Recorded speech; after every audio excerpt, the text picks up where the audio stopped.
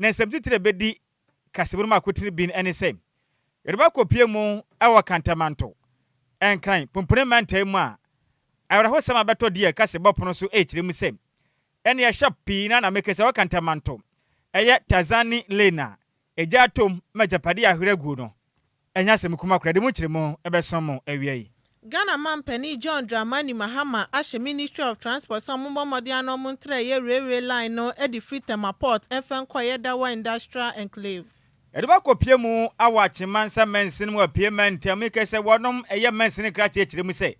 galamse no etete wonom panti wasai okokase waso machi nipa baako shamfa mako nwotwe wonom agigatum ahye ne nyinaa. Dr. Yaweduchum abekasa mu says so mobile ano moto abanu so onye kendi fon femen pipi amanyoko na eya ade a obesi ohia no kwan obefa de sua mu se ne ebeye ohia no kwan de obesi no. Yɛbɛbɔ de awura mu ɛwɔ humasia mu a ɔsoafo no ɛna hwɛ ɔman Ghana humasia so ne den ɛde onimnyamfo Haruna Idrisu kyerɛ mu sɛ ɔbɛboa na aban bam na wɔn mɔde ansa kyerɛ mu ɛde afa ɛyɛ school placement system fi sɛ yɛ ade a ha adwenye pa na wofoɔ ɛna school fo no bi ɛndada ɔma so yɛ hyepa de nsɛm bi ɛde atodwa afa ho. DC Eddie Murphy Jakwabre Honorable Emmanuel Jackson Aguma Eddie Abomodian Yenhyehyɛ de ama community soccer competition ɛwɔ Hinkro. Ensɛm no pii na aka ho na yɛse nkonnwa ɛde bɛsɛm mo sɛ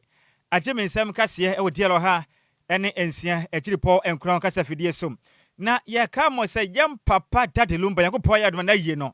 ɛbɛ so nti ma wo nsanka t-shirt ne bi yɛm papa edin wom nimfo ne si dema in fact ɛfɛ yie pa nti de t-shirt no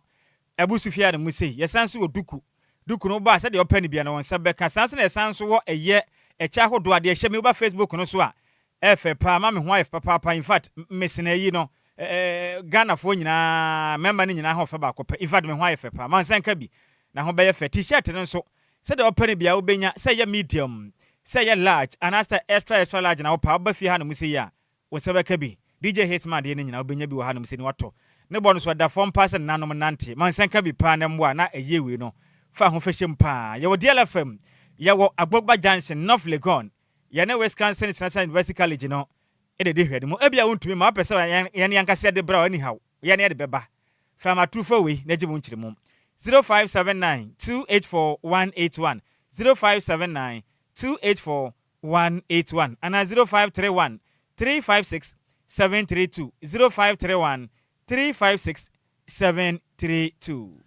Opensio edi udwuma na mpo so pedudu etu se ne ebe ya betimi nsoso aton anaso de begu shops aton a bomodin ama unsanka Lumba nsupani bi na betimi afren penifo 0555 274 757 and 0577 475 343. Okoda nsoma ne important mama da mabanyame che yeso distributor wo ho or adjacent Lumba Sport Apietus Lane friend was 0557 349 401. Mama Vic Ewo Franco Sport M or a adjacent to Ninasa Washing Bay. Friend was 0500 680 783. Bra Kwame Ewo da Command Circle Station by Adom Choba. Friend was 0244 094 793. Madam Edith Kusi Ewo Dowenyo Opsi Central University. Friend was 0246 601 004. and 0266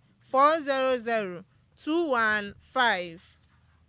Na akenka fo ayese nkonwa ebesom awie no di ameje so eye wo fa Nhyiraba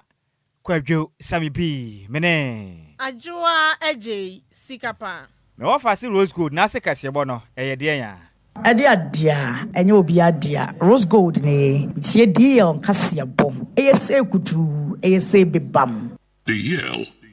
News.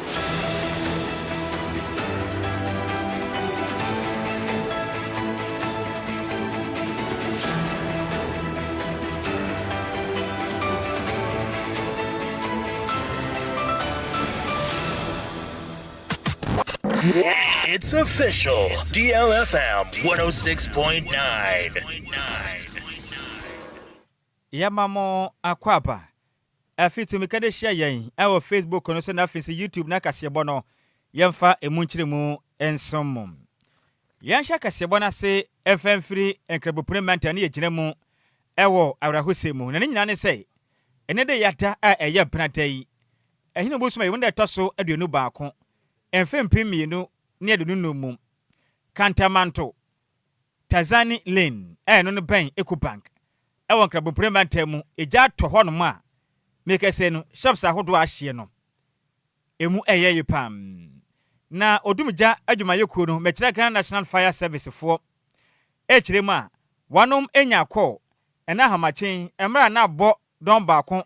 apa ho sema aduasa baako mekira 1:31 am ana wanom sa eka call sera momre na kopien wa Kantamanto eye Tazani Lane mu hodo ma eja bi ada hodo mo no ehu pam na odumja adwumeko bomade ma mo ho ye ha ekopie mo honom ewo mra na abo ahamache don baako apa ho sema aduananum mekira 1:42 am no mbo mmade akopie mu in fact omugira mo na so ebo adwumade ye mbeye bia se gya no wanom betimi aso anokram na ombo mmade gira mo na so konkoden san akopem ahamache no nan abo apa ho sema aduanan enkron mekira 4:49 am ena video bia do ne gya no matumi aso ano a entimi entretre emfa niawu enkwa shops ahodo a akanim na mekese no odumnya gbo ekonom penifo pen ekopie manyasem kuma na acting chief fire service ya maame Daniela Mawisi into sapon ekobi enye ono nko a one director of operations edema odumnya gbo mayeko no ana afenso Greater Accra Regional Commander Assistant Chief Fire Officer yetwaniti yakane se ACFO2 Rashid Kwame Nisau ekopie ma mu kirem ze yimfat eja no ewudi adi ene wa Kantamanto Tazani Lane no enyasem kumo tese hu pa no mu kirem a sabe mpenifo se edu amanfo so na yakaya no vise Kantamanto nansen eja to ho no ma eja pade ya hye ye ne nyasem kumo ade hye de bimpomeka so mtitifi a wonom entimi enya dwuma na mpenifo se sabe sutro mienu emani hanhan ena so bio eja sa to Kantamanto Tazani Lane in fact ejapade ahye konde no anyasem kuma no penipon no eye Greater Accra Regional Fire Commander ACFO2 Rashid Kwame Nisau ene dia akasa batwen kon no wokirem say in fact ene gya no ano aden papa na du ba bi mpo eye fire service nipa baako wisi afane ni so sama papa we oye mre omode na kopia ayaresa bia mekesi no oje ayarhwe ene wachi nso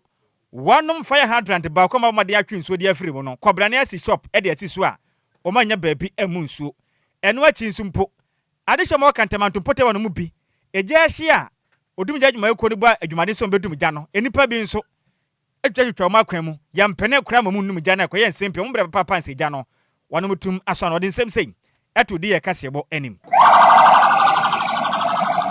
Today on the 21st of October 2025 at 01:31 hours, we received a distress call at the Fire Master Control reporting an outbreak of fire at the Bank Road here at Liberty House, down Kantamanto. The first appliance left here at 01:32 hours. By 01:42 hours, the first appliance had arrived. Got here when the fire was at a developed stage. It requested for additional pumps. As we stand, we have about 9 fire pumps here. The TL is available, the water tanker is available, and we've managed to confine the fire at 09:49 hours. As I speak to you, firefighting is underway, and I can assure you that the morale is high, and in some few hours' time, we'll manage to bring the fire under control. As we speak, we've registered 1 casualty, a firefighter who was suffocated by smoke, and has already been taken care of by the ambulance service, and he's been taken to hospital and is responding to treatment.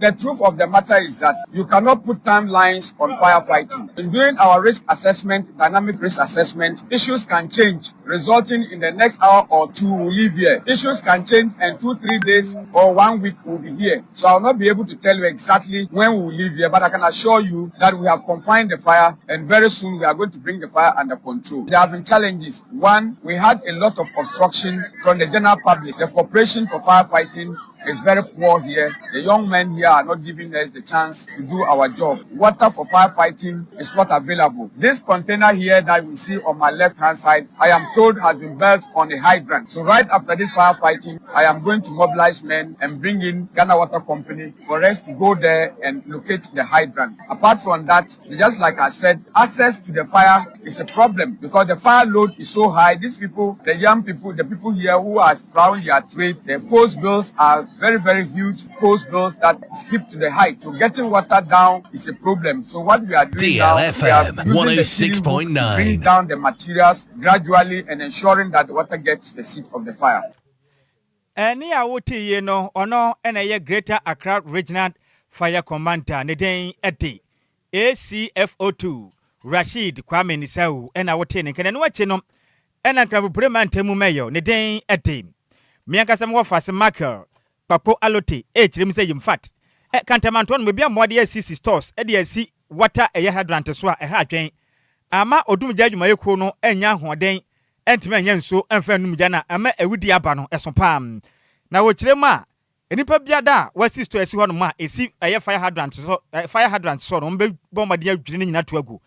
eno wa chinsuma mtontonton ade wo kwaba pam nyina ohun nipa bia mo bobio evise sabe bone amudie no esopa. I'm just demolishing them. I assuming office, I never knew that there was a water hydrant here. I just find out today and I'm demolishing whatever and I'm going to make sure I charge the person to court and prosecute the person. You can't do this. That's why I was blaming this man here. He says he's a chairman. You saw this happening. You can report to the AMA. AMA cannot see everything. Report to us. Tell us what is, this is a problem that is happening here. We will attend to you. But you know what, something happened and he said, oh, I saw the man doing the thing. You see, this is wrong. It's the same thing with the people telling on the roadside. I told them to move to the back, move back and sell. They said no. We lost one person last time. But the decongestion I did, I promised people I'm going to do it again. But this time I'm not going to put a human face in it. It's going to be straight because look, we cannot lose life before something must happen.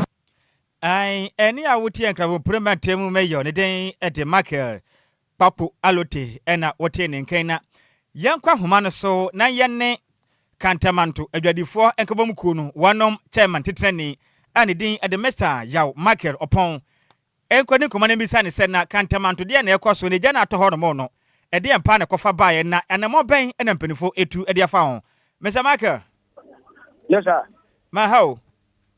ye Josemian na pom design. Yes sir, don't remember about it. Kantamanto eja sato Tanzania lane mu ho no mu bieu how much no crebe na wasa sensem nim I no question no can na nya kantamanto ankasa aye the frebe bi ogoni shower okay eben e bia ye nua be maboga o importer okay also oyini niam no iti ho nyina no ye importers association for area na se nye kantamanto youth close association ho ne ye ba bia empanifo anasa adehye omokofa niama efira mo no ne ba no ho no mbeyi no but I almost secretary ni asante boatin ko ni oh okay enti ba bia yana hye eye enya kantamanto ba bia mtonton fosu no ya ba cho da bi okay and samra ye kase ne ja no empanifo atumi adum no kra Emi adon panipon atimi adun ebo amachi bimienu ani fa economic for no frame my team nika eba na mi adon yebato fire service for panipon ani omukas bako enson ani approach for omotimi ebo ama judgment nyina eye impossible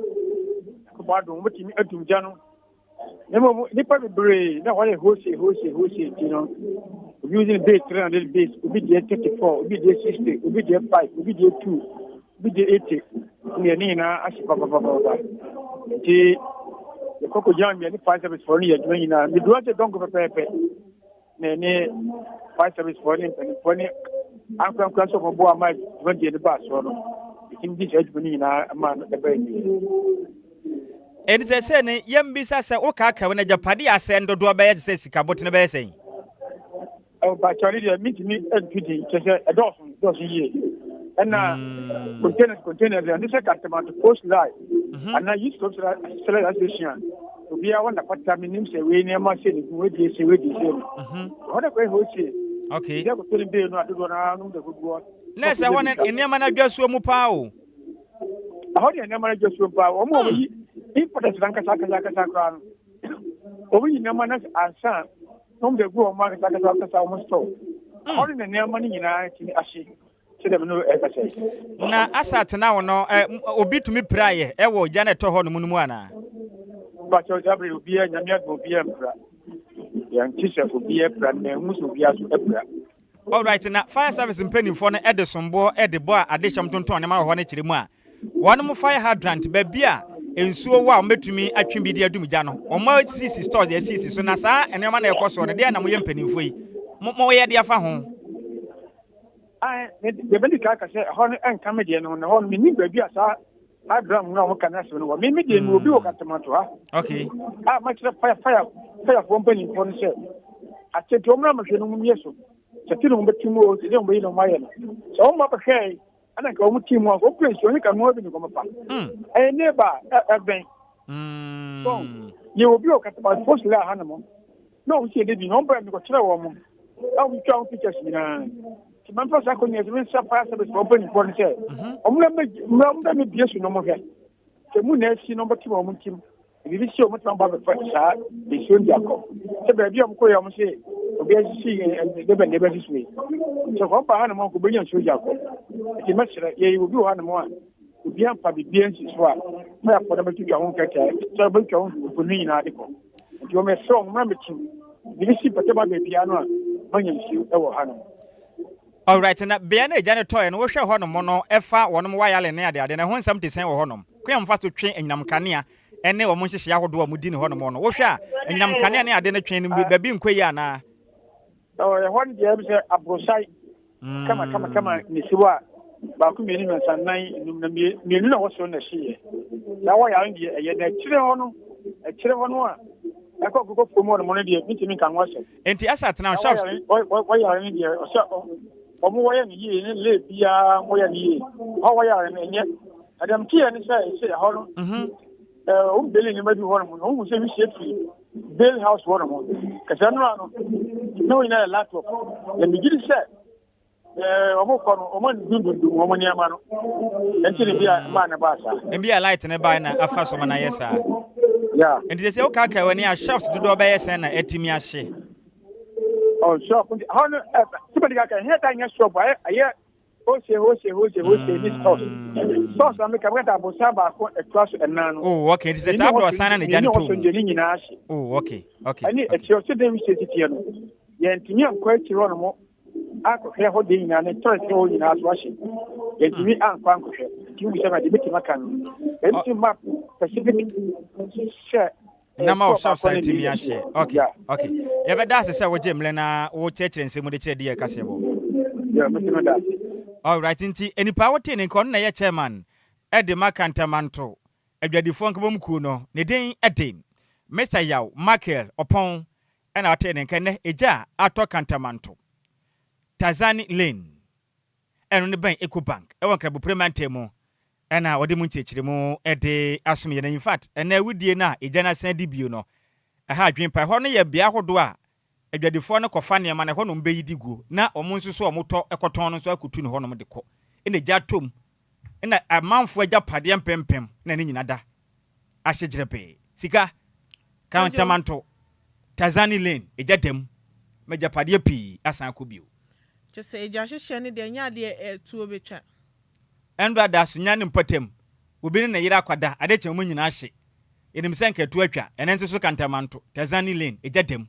Hey, dan kra na ekoso Ghana because ojo ho a wonte ase. In fact, muntu me the camera Facebook no so DLFM 106.9. In fact, ejana ano adem pa, wo behwe se de ejana si bi to mu na behwe ejapade empempem a ekwa na ano waden.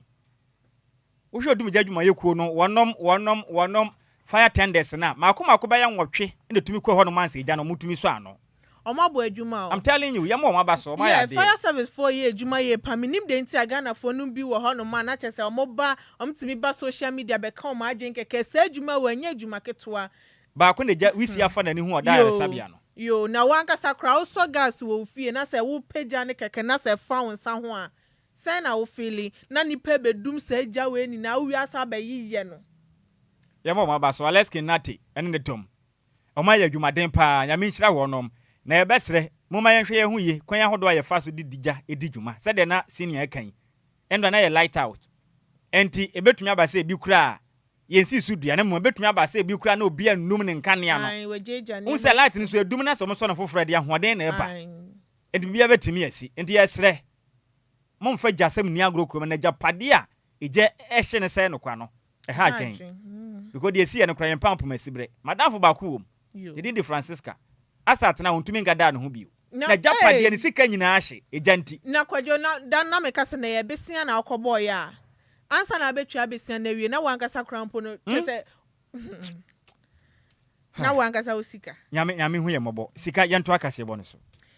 Yento akase bo no so na Ghana mampani John Dramani Mahama ashe eye Ministry of Transport so mommo wade anombo asane obeye omobetre eye railway line e de free eye Temaport e de akodawa industrial enclave no e won kran hanom na eye ade omobomode ahese eye Mpakadan inland port no e wo Volta Lake ne so no ombetimi ewie na no so no matimi ade adidwuma na emo mo hwese eye Temaport ekosi dawa industrial enclave railway no eye project omoye na no so betimi akoso sane ebe beboa no matimi ade eye cargo ade afa port ne so ede akodawa industrial enclave honum sanso ana beboa na afa adwumayefo de afri ahyan man ede akọ eye baabi a omuye adwuma na no so no atimi aboa won na ye omampani din hyehyeye egu akwam wa bra omuye eye organized labor eye secretary general edma TU say Joshua Ansane di omanim omobomode atwetwe nkomo ede afa eye race ektajwumayefo no eye omaketua ho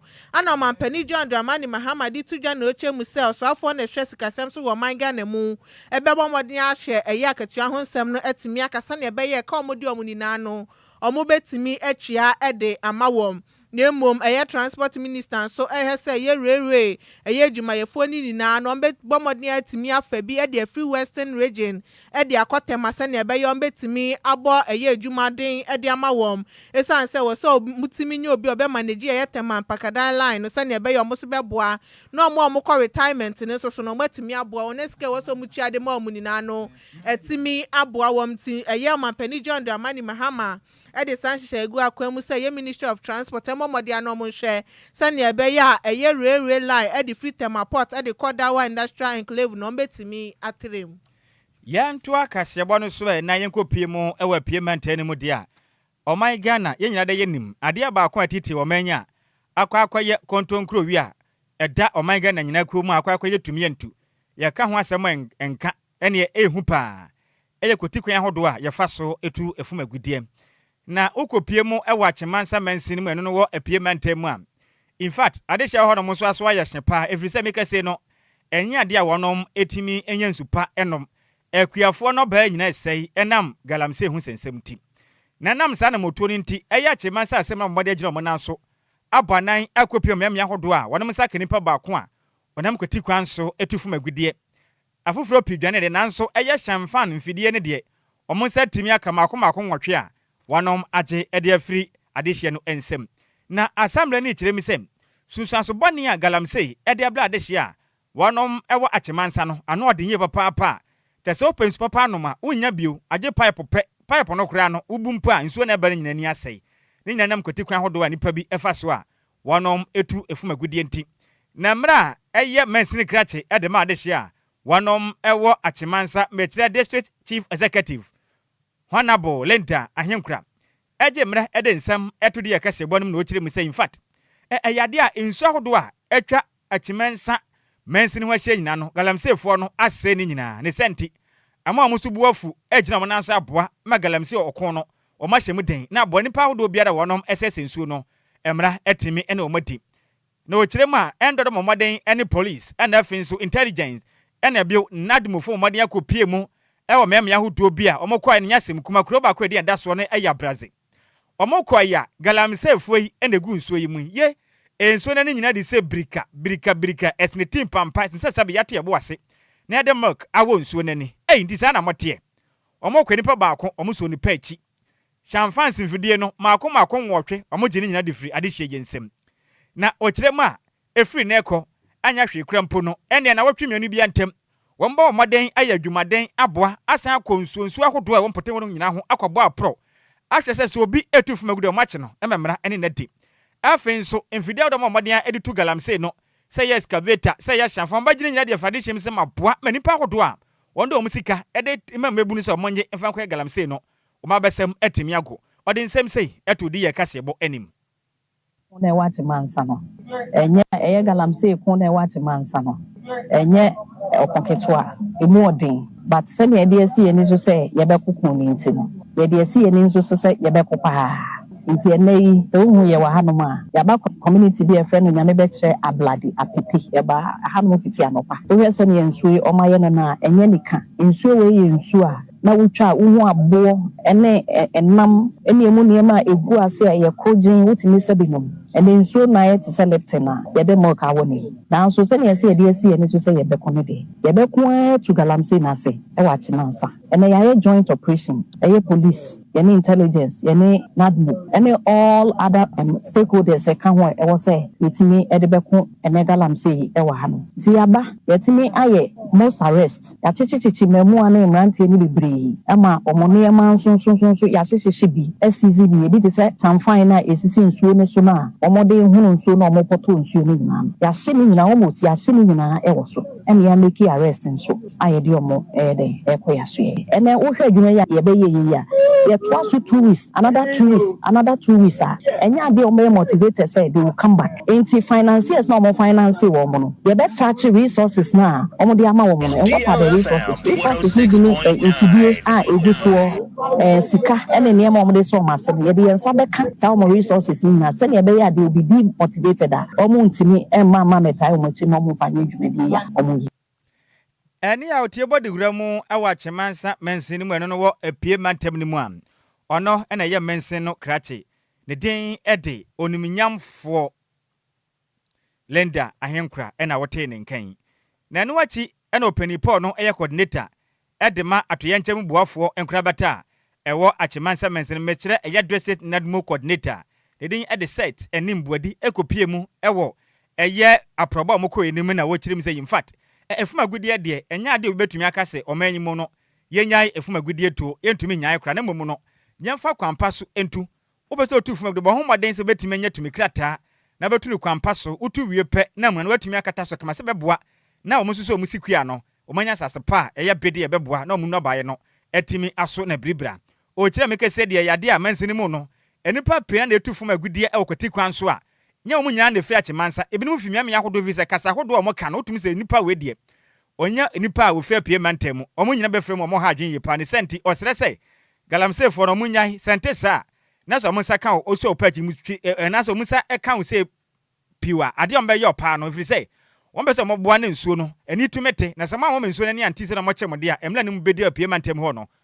ohwe ade abepin ho pa boy hu no di bia say the president kan say dwumadi a ye fiwa ye bekono nipa kura show mase no masa de fofra ye den aba nya fiwa no mo de fofra ye den aba ba sisi ade e de afa to ye ho so wa chemasa say omo badu nya so be kudu na ekwan bi e be fa so e be pom afia na wo hwe omo kasa omo ka wo say nya chemasa fo ngo kasa different no mo nsu na ye mpe mine ni de e be to ye obi ntimi stop mine ese nsu a ti say ye kofu no ese bi no ane e ba pe ota ane bottle water ye to e de bai nsu ni sign ye hu nsu aye no enti ye de be sere omo jai ni nsu ni mu nte no mo ye mine papa omo kwajo omo krata omo ye wia no makata so na no ye de wia bebro ma bedua ye de abebro no ma bedua na say job for the boys ni kra akoso na ye nsu ni say de ye makwan ene ya oti yo no na ye pani kwankyerefo edema atoyentem buafo adwumakuro bata eno no ewo apie mantemekire eye district nadmo coordinator ne den ede Mr. Set enim buadi nene ena oti Yentua kasiabo ne so na enkanin eye oswafo na hwa disua ho nsem sanso no ye new patriotic party eye om flag bearer hopeful eye Dr. Yaw Osei editum abeshebo echemu se eye ade obebo modin afa disua ho nsem watimi aboa na wasi ohia no kwan ewo man Ghana mu so mobo mode anomoto aba no e de UNICEF frankatuni e de man pipi amanyoko no e wo manyima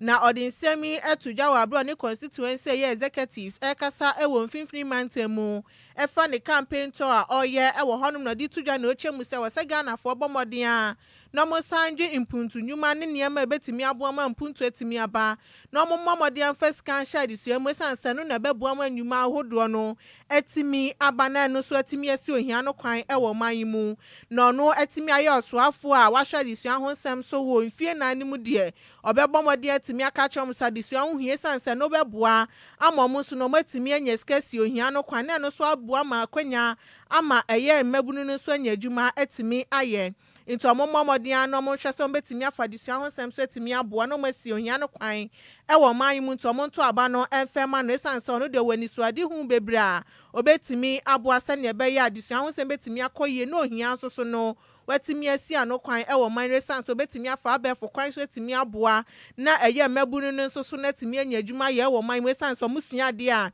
eye nsane dwuma hodo ne so beboa wom to momodin anom nto aba no enfa ema no we no set example no chem so uhwe eye amama bi te se Singapore eye China any India ya de omafa eye adusua honsem so edi dwuma ye pants o my Ghana sua eno no ebeboa wom na de ebehia ne se eye ombenya amanyoko papa obedi omoso sanso na nipa papa no obetimi abedi omoso e wo man mu se na ebeyom betimi asi eye ohia no kodin sem say edituja driven employment. A job that I did for 4 years. We're able to accomplish so many things. Well, now I'm in a new phase in terms of my political future. Running to become a flag bearer of the new patriotic party. My vision is about transformation of Ghana. In the process, I want to ensure that Ghana gets itself out of poverty. See, our people are struggling. The elderly, they are struggling. The youth are caught up in a situation where unemployment is bedeviling them. We need to find a new way, create a new course, a new chart that they can follow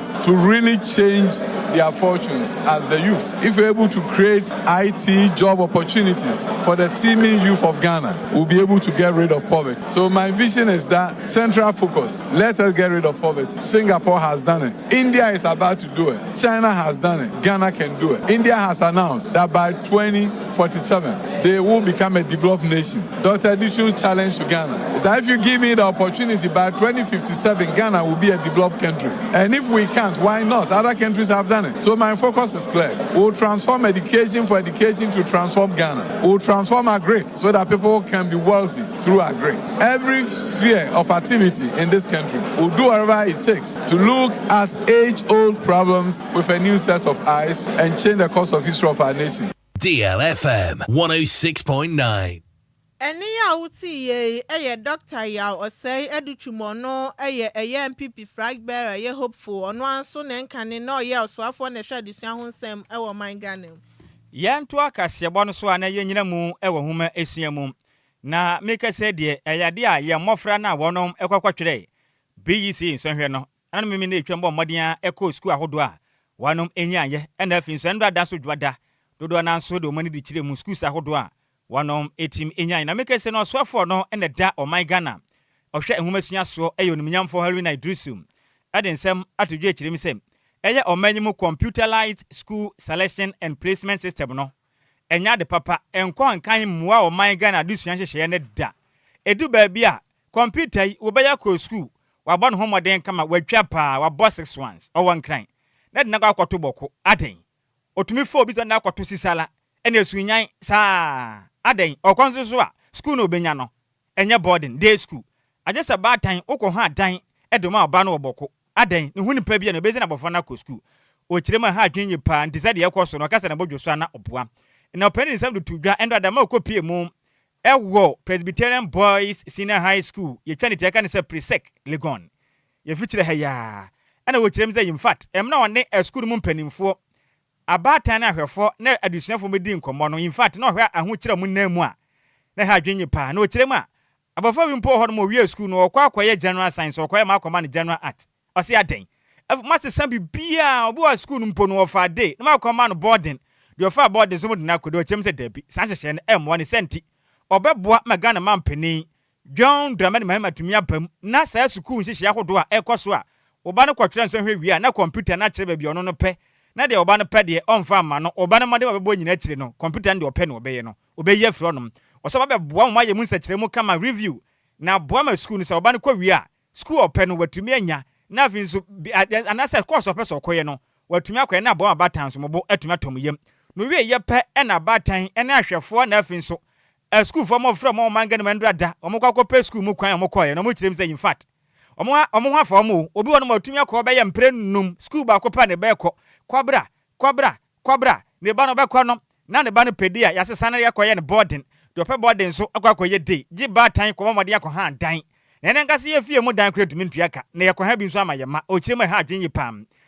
school for mo fa ne bi so chire mse in fact obi kura je so no kura mpodo koye mistake ena nka na ope board na okofa day ne ho akire ne pa nyansem kuma mo de mo ha ahodo sei eto di ye kasebo anim say school no so say omoso e hwa ye ma enti school bi ape ye pe no omosan say ye nsan kwa school mu no mu yi ne din free ho say na ye san bra na omma no school fufuro enti wa manteni owu twa kwa up and down na ye pe boarding na ka school no ye pe ba ye boarding no mu si day na school no ni ama bed ankwada no e beda so enti na omo nji boarding for bebre no enti say ya ba ya no so mo say ye nsan kwa ho no mu yi ne din na say na ye san ba na omma no school fufuro ya kwa ba more than 4 times. Sisi ami manu baby oku school no ewa. Na ni opese onye so. Onye no mde mahano. Onye school no wode ni. Nti ono also technical. Oho munye technical. And any 2 times ami wa. Yes ene de ombe ya mai.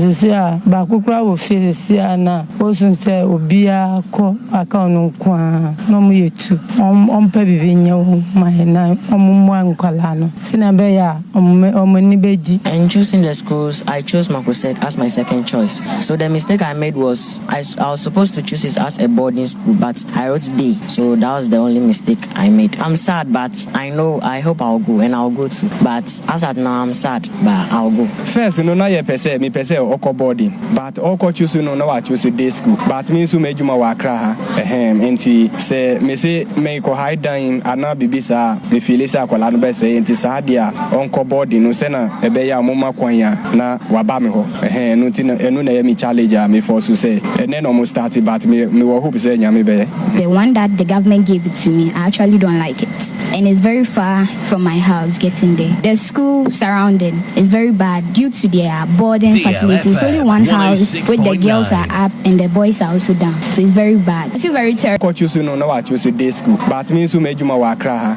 enti say me say me ko high down ana bibisa me feel say akwala no be say enti sa dia onko boarding no se na ebe ya mama kwanya na waba me ho enu na ya mi challenge me for so say and then almost started but me hope say nyame be the one that the government gave it to me. I actually don't like it, and it's very far from my house getting there. The school surrounding is very bad due to their boarding facilities. Only one house where the girls are up and the boys are also down, so it's very bad. I feel very terrible because I wish like we are all going on the same day. Yes, now I'm here. It's very sad because sometimes you see them pass and actually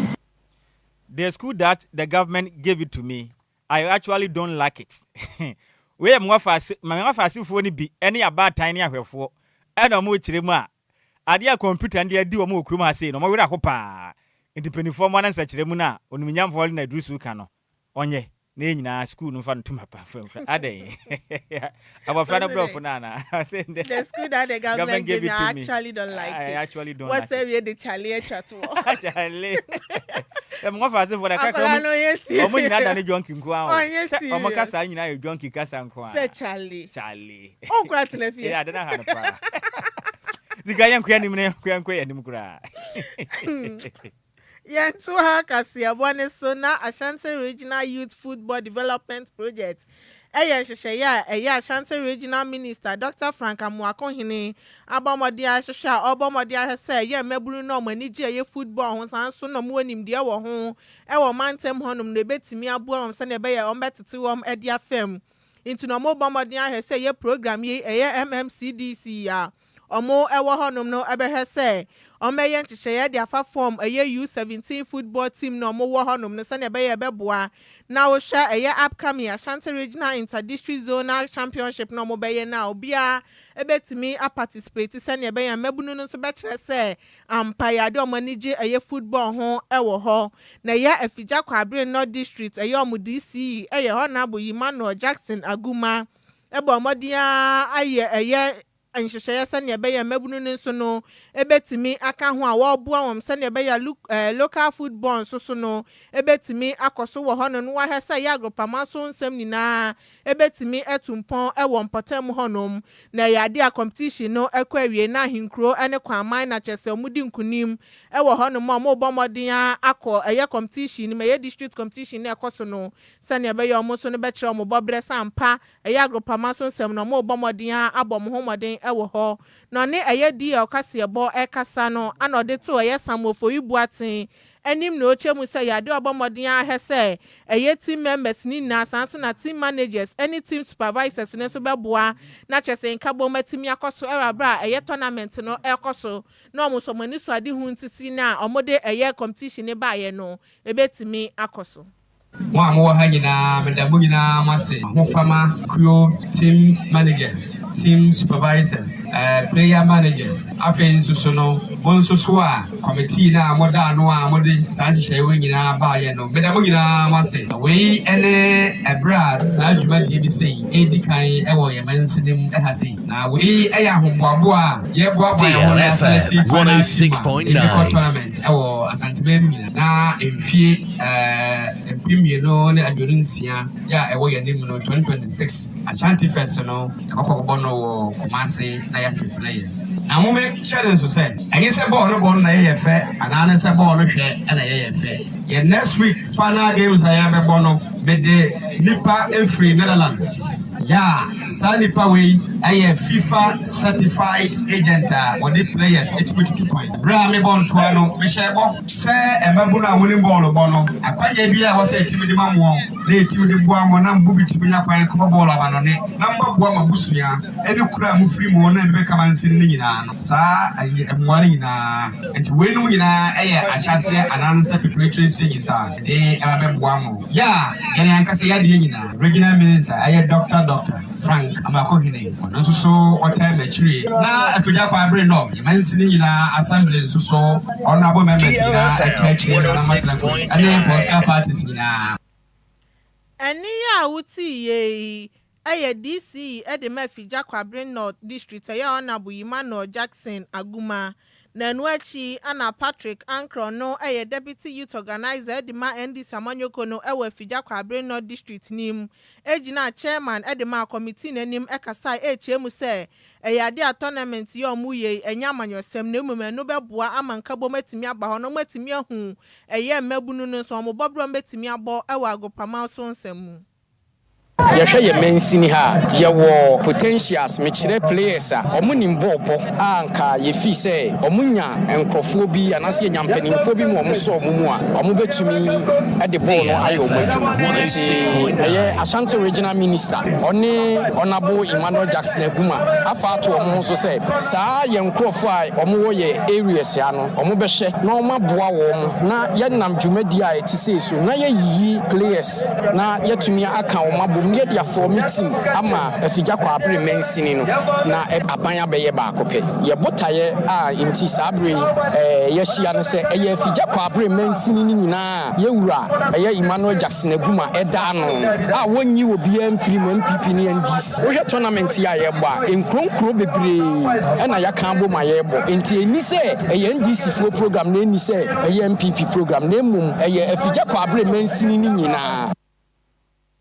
eni ya wuti ye Patrick Ankro no deputy youth organizer de Mandisi amanyoko no Afija Kwabre North district nim na manibo yensem troni samofo wibuaten ana de besumye we yenyina we so na yenken ka madwen kire ne bi emfa ensem wakasiabo no so a junior purpose de aba na say good afternoon dear yenso ye jo so pa me wo fa se na sweet Elizabeth de aba na say good day my handsome uncle Sam and pretty Sikapa or said the news is too tasty Fantadielo. Hey, me wafa si Sweet Betty ni Odifri Lebanon zone 4. Me da se na set and tobam edibinam. And I said do our friend say breastfeeding. Ghana galam saying in fact ekumi ye pao. Yate kumi de ekumi ye. Say nsia no be kumi ye so na Comfort Mati the abano say good afternoon wafa Sammy B ni Adjoa Agyei Sikapa. Ghana for you. Oh, sa fire breaks in the bekwa so sa jahye ne de. Je se nimpa nsua de o. De bia de betena wasa na jahye sa. O here live edifri shaman gwechire US. Me da se pa me wafa se Comfort Mati na Bawumia ba analika di bia ba manyosem ti. Jobo made yakopie mo Dr. Manu Bawumia ka chena kokon kan kire no. Wate? Entumi nkan ma. Na Comfort Boache de abano say good afternoon Kwadwo. In fact, who ye fa pa you are looking so great. Handsome pa na more fire me da se. Wo wo fa ba so sa na wakumi kura. Wa wie mi kura na eyi Sikapa message bia bo we say ne din di na asai. Na na asai say hello Adjoa otema na ye den ya. Odi ehye ntumam. Tema no waye no otema no. Ebia na o na ebehye won we hu. Aha, ya Adjoa tema na odi uwa ka ho no. Nti bia ono waye ne sa blufflize no. Adjoa otema. Nti me efiri na ko efiri otema. Adjoa Agyei otema Sikapa. Enti o say in fact hope you are doing good. Your brother Nana say ni. O say misa sa ho ye. Me ho ye. Yo. Nana say sa what ye. E kire din. Na Emmanuel Ansa de abana o say oh Ghana ye bro. Na Richard ahwe DJ Ghana man de abana o say la haji twasunte ehunsuo mpani Nhyiraba Kwadwo Sammy B. Twabe wudi hikonkron. Ne Adjoa Agyei Sikapa aka Dumse Levi in fact mo bo adwumade Yakopon hyira mo pa na kase bo no eye official say no manam emu ode pa na wotie live edi free DJ Ghana man fidie ni so gwetire US station ho no ma ho de pa no kire man galam say no ha adwen pa de penifo ye bimfanfa no say de yekumye no etete dodo Abbas wasen de aba no say wow great news 499 nie odi free Tema West community 23 me da say minua na big the big now no say good afternoon Sammy big nie ohwe live edi free me share camp no say good job Janet Ofoluwa Osei no say good afternoon to you my brother Sammy B ni Adjoa Agyei Sikapa in fact mo bo adwumaden ye pan twede ampan Yakopon onhyira mo pa no say eye school placement system ne dia fi we dia in fact capital not enya kura batani bro omu huna man pam na dollar ya jewe dia ba no say good afternoon Samuels and Sikapa or say in fact you are doing a great work pa monko so mo adwumaden and some oh my Ghana me wafa some da say dia don dia kasebo ne yabunu koma ne sana DJ afiba di binam Kofi boame na me wafa si na nya sa menya sem na DJ afiba di bia ba na okiremu ene awoda kese so no ko bi ekode ama ma wafa seketo ani den ede Victoria Morisa Opoku we a student ewo East Hills School Tabora honom ena oko school na ene marke special day pa twede ampan Yakopon ede wo bus ase we sunti ma ho fa wuden ede Victoria Morisa Opoku Yakopon hyirawo na onye okese empejao efra domukwa do Yakopon ma nimde ni nyansa no emuso pa Kofi me yesho sa picture nya baako wa hwe a oni afi ba benya asem fia na ene Yakopon ya dom de afi baako aka amfi akosoa na sua ade ne beye panimpa bebo bra pa na Ghana man enya wo so mfa so da chimpo ye pobe beye mampani ananka yewo na Yakopon asem ayi wo so happy birthday eko ediamam Victoria Morisa Opoku nyame hyirawo na onye okese pa uko school anase we student ewo East Hills School no Waterbola nyame hyirawo na onye okese pa na ne kwakura mu no eko ediama me wafase a ne den ede Victoria Techi wo ye hairdresser wo Kumase nene ewa wo denti DJ afiba se yanka nkyira wo so do pa Yakopon hyirawo na oma ahobambo no enye kese mfama ho onfamfra dumu enfankwa dumu na nhyira emuso pa na wa wadamfo ne den edi Janet a owo Bema camp ena wo se Yakopon hyirawo nene ewa wo de no Victoria Techi Kofi onie na hofefo de nansen dia hofa ne toato asofie ha pa o wow so Victoria Techi nyame hyirawo pa no nyo kese wa na wa woda no on se ne mfankyero nene eye wa woda we ni Yakopon nya osoro kokora no omo ho ban na abusua na woda mu ni Yakopon ma wonya soro ku wom na manye sikani mapa na abusua na mesi wa betire so wate so Victoria Techi nyame hyirawo we ye hairdresser a wo Kumase nyame hyirawo pi no nya okese pa wadamfo ne den ede Janet a owo Bema camp o tire so do ye pa Yakopon hyirawo na wa woda we no onye ne so no kokora sɛ sika ge ne ho ofe ana meboa ne ho ofe pa hwɛ nim afa na mate said enti an worry you o say because so worry na nka me mpre me ho ana David hwɛ na ma na fi na omugu so kofi ana meboa ye nwade sesei aba ye nwade sesei ye twɛn esi an hwɛ ahofɛfo no wɔ hɔ na esi de ba na nse ni de eni adi se brika esini galam se o say mema no enti o so twɛn ana me twɛn yana ko yana prepare chiri na film na enka yenkwa na o wada ba ye wedding ana say o be ye normal wade me ye wedding me adwea me nkwa ye wedding wo kura yim the wedding ba ya kan be fam pieto me kwa akwaje awa na abusua pani ntia ko 2-3 nsa na abusua fo bompa ya gusu me de oba na ekofie wedding enko person na tibi enton konkwaje said your man mu aya no ko sika be 500 million akoye wedding okuruma okoye wedding na sema ba twema fo abo so me obejima japade afiri mi sem ekire ni kase woni e de semu fo ne ya maze me be ntwe de semu e de ema yen be man sro gira ko fitela de kopie mu Facebook and afisi yitima kase bo no wunya bi ehwe ye DJs gibi Ozigios echinchim every from Admakase when muda hokrojen DJ Afiba eboye chidom akenkan fo mi na ye hwene tian sentemu eye me wo fata kwade kwakrum twa begwo de hyekonkron Nhyiraba Kwadwo Sammy B mene Adjoa Agyei Sikapa ya kwa no hwan na eba na Adjoa Silky ode hwan na hwan sexy journalist na tena se radio no wan na wo ye den wan na otoye na so do nsaka ye be chude na mra ye den anyway said yes say ye besrew emfansa fanka radio no kura na Adjoa ye obi oba no nko ne hwan na eba ole kwa me afum ana afi sexy journalist na Adjoa ye obi amfa ne fans ni agura na meboa sa pepe anti mesrew ono ohure pete ne wa so no wa sheki